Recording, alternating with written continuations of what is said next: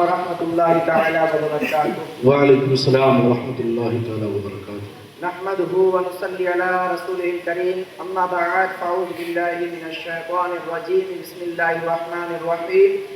لقد من الله على المؤمنين إذ بعث فيهم رسولا. صدق الله العظيم وصدق رسوله النبي الكريم. دیوان عشق احمد کو زنجیریں سجدہ کرتی ہے، دیوان عشق احمد کو زنجیریں سجدہ کرتی ہے، بیدار مقدر والوں کو تقدیریں سجدہ کرتی ہے. میلاد نبی کا دن آیا، توحید کا پرچم لہرایا. میلاد نبی کا دن آیا، توحید کا پرچم لہرایا. اے صلی علی بت خانوں میں تعمیریں سجدہ کرتی ہے. کیسر کا مکان کسریٰ کا محل مائل بزم ہے سر کے بل. کیسر کا مکان کسریٰ کا محل مائل بزم ہے سر کے بل. بنیاد دو عالم آتے ہیں تو تعمیریں سجدہ کرتی ہے. حسنین جو سبت بن کر رہے ہر ظلم سہے پر اف نہ کہے. حسنین جو سبت بن کر رہے ہر ظلم سہے پر اف نہ کہے. اس مرد مجاہد کے آگے شمشیریں سجدہ کرتی ہے. نگاہیں جو ڈالی تو پتھروں کو کلمہ پڑھا دیا. نگاہیں جو ڈالی تو پتھروں کو کلمہ پڑھا دیا. بس مسکرا کے رب کو دیکھا تو مدینہ بنا دیا. جنت کے پھولوں کی خوشبو نچوڑ کر، جنت کے پھولوں کی خوشبو نچوڑ کر رب نے میرے نبی کا پسینہ بنا دیا. چمنستان رضوی کے مہکتے ہوئے پھولوں، شمع رسالت کے پروانوں، غوث و خواجہ کے دیوانوں، اولیاء امت کے جانثاروں، مرکز اہل سنت فاضل بریلوی کے متواروں، سبز گنبد میں آرام فرمانے والے آقا سید الثقلین، نبی الحرمین، امام القبلتین، سید ابرار و خیار، شہ شہدی وقار، کائنات کے اولی، فصل بہار، رہبر اعظم، قائد اعظم، نیر اعظم، سیاح اعلی مقام، مالک انس و جہاں، حبیب پروردگار جناب احمد مجتبیٰ محمد المصطفیٰ صلی اللہ تعالیٰ علیہ وسلم کی بارگاہ میں اپنی غلامی کا ثبوت پیش کرتے ہوئے درود شریف کا نذرانہ پیش کریں اور پڑھے باوا سے بلند. اللہم صلی علی سیدنا و مولانا محمد صلی اللہ علیہ وسلم. صلاۃ و سلام علی رسول اللہ صلی اللہ علیہ وسلم. حضرات محترم، آج میں اپنے مقدر پر جتنا ناز کروں اتنا کم ہے، کیونکہ آج مجھ طالب علم کو اس بارگاہ میں خراج عقیدت پیش کرنے کا موقع مل رہا ہے. یہ سب ہمارے اوپر شفقت کرنے والے اساتذہ کرام کی نوازش اور ہمارے محسن پیر سید محمد صاحب آپ کی دعاؤں کا نتیجہ ہے کہ میں آپ حضرات کی بارگاہ میں بولنے کی جرت کر رہا ہوں. اگر مجھ سے کوئی غلطی ہو جائے تو معاف کر کے میری کامیابی کے لیے دعا کرنا، کیونکہ ابھی میں طفل مکتب ہوں، نوائز ہوں نہ فرزانہ.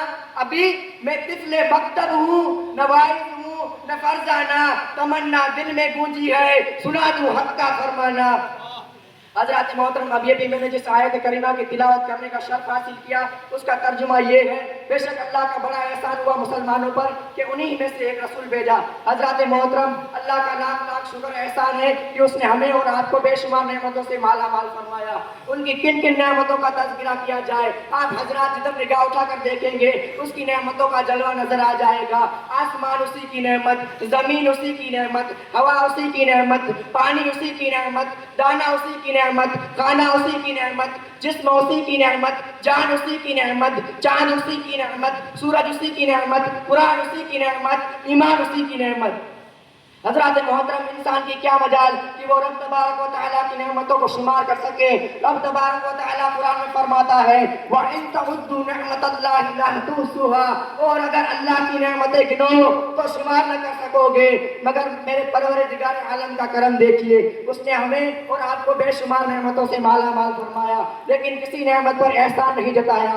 مثلاً عقل و شعور سے نوازا مگر احسان نہیں جتایا، علم و فن سے نوازا مگر احسان نہیں جتایا، آسمان کا سامیانہ لگایا مگر احسان نہیں جتایا، زمین کا فرش بچھایا مگر احسان نہیں جتایا، آسمان سے پانی برسایا مگر احسان نہیں جتایا، زمین سے دانا اگایا مگر احسان نہیں جتایا، چاند کی چاندنی سے نوازا مگر احسان نہیں جتایا، سورج کی روشنی سے نوازا مگر احسان نہیں جتایا، کہکشاں کے جمال سے نوازا مگر احسان نہیں جتایا، عزت و عظمت سے نوازا مگر احسان نہیں جتایا، مال و دولت کی کثرت سے نوازا مگر احسان نہیں جتایا، آنکھ عطا کی مگر احسان نہیں جتا کیا، آنکھ عطا کی مگر احسان نہیں جتایا، آنکھ کو بینائی عطا کی مگر احسان نہیں جتایا، کان میں قوت سماعت عطا کی مگر احسان نہیں جتایا، ہاتھ کو پکڑنے کی صلاحیت عطا کی مگر احسان نہیں جتایا، اللہ تعالیٰ نے انسان کو وجود بخشا مگر احسان نہیں جتایا۔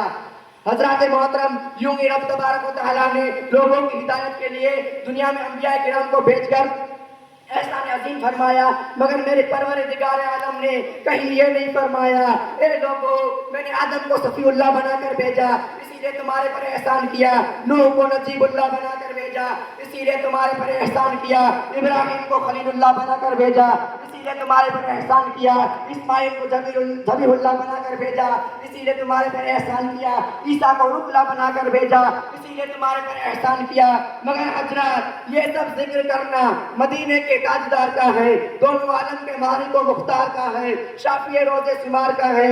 رب تبارک و تعالیٰ نے قرآن میں لقد من اللہ فرما کر آپ کی عظمت کا پرچم لہرایا اور حضور کی تشریف آوری پر ساری مخلوق میں آپ کو ممتاز و بلند فرمایا، اسی لیے تو اعلیٰ حضرت فرماتے ہیں زمین و زمان تمہارے لیے، مکین و مکان تمہارے لیے، چنی تو چنا تمہارے لیے، بنے تو جہاں تمہارے لیے، دہن میں زباں تمہارے لیے، بدن میں جان تمہارے لیے، ہم آئے ہیں یہاں تمہارے لیے، اٹھے بھی وہاں تمہارے لیے۔